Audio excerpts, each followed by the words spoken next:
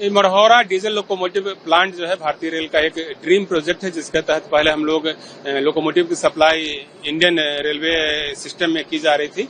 अब चूंकि यहाँ पर बहुत उत्पादन हो रहा है, तो यहाँ से हम लोगों ने लोगों को एक्सपोर्ट करने का भी फैसला लिया है और एक बड़ा ऑर्डर गिनी गणराज्य से प्राप्त हुआ है।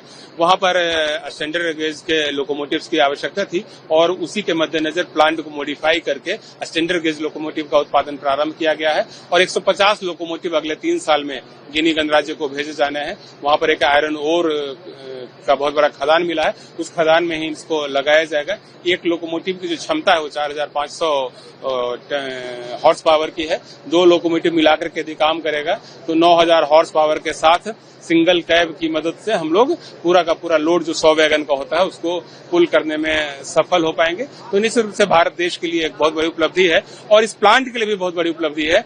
इस प्लांट को हम लोगों ने कई ढंग से मॉडिफाई किया है। जैसे अब यहाँ पर पहले सिर्फ ब्रॉड गेज के लोकोमोटिव बनते थे, अब यहाँ पर ऐसी व्यवस्था की गई है कि एक साथ ब्रॉड गेज, स्टैंडर्ड गेज और केप गेज, इन दोनों के लोकोमोटिव तैयार हो सके।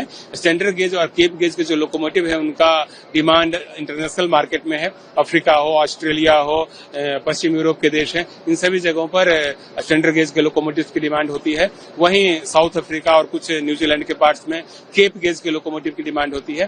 तो पर्पस यह है कि ग्लोबली जहां कहीं भी डिमांड हो उसकी पूर्ति के लिए लोकोमोटिव का उत्पादन अपने भारत देश में हो, अपने बिहार में हो। भारतीय रेल की कई उत्पादन इकाइयां हैं। चितरंजन में हमारा लोकोमोटिव बनता है, वाराणसी में लोकोमोटिव का निर्माण किया जाता है, मधेपुरा में लोकोमोटिव का एक बड़ा प्लांट हाल में लगाया गया है जहां पर कि 12000 हॉर्स पावर के लोकोमोटिव बन रहे हैं और दाहोद में भी एक नया लोकोमोटिव प्लांट स्थापित हुआ है जहां 9000 हॉर्स पावर के लोकोमोटिव बन रहे हैं। तो उसी श्रृंखला में एक यह भी प्लांट है जो कि न सिर्फ भारतीय रेल की आवश्यकताओं की पूर्ति कर रहा है बल्कि ग्लोबल मार्केट के हिसाब से काम करते हुए दूसरे देशों की आवश्यकताओं की पूर्ति करने में भी सक्षम है। सर, एम्प्लॉयमेंट जनरेशन की अगर बात करें तो यहाँ से कितने लोगों को रोजगार, यदि डायरेक्टली और इनडायरेक्टली दोनों मिला करके देखें तो यहाँ पर 2 से 2,500 लोगों को रोजगार मिला हुआ है। बहुत सारे लोग यहाँ पर अस्थायी रूप से काम कर रहे हैं, कुछ लोग टेम्पोररी भी काम करते हैं। इसके अलावा इनडायरेक्टली जो पूरा ऑपरेशन है उसमें भी हजारों लोग लगे हुए हैं। तो सर न सिर्फ यहाँ बल्कि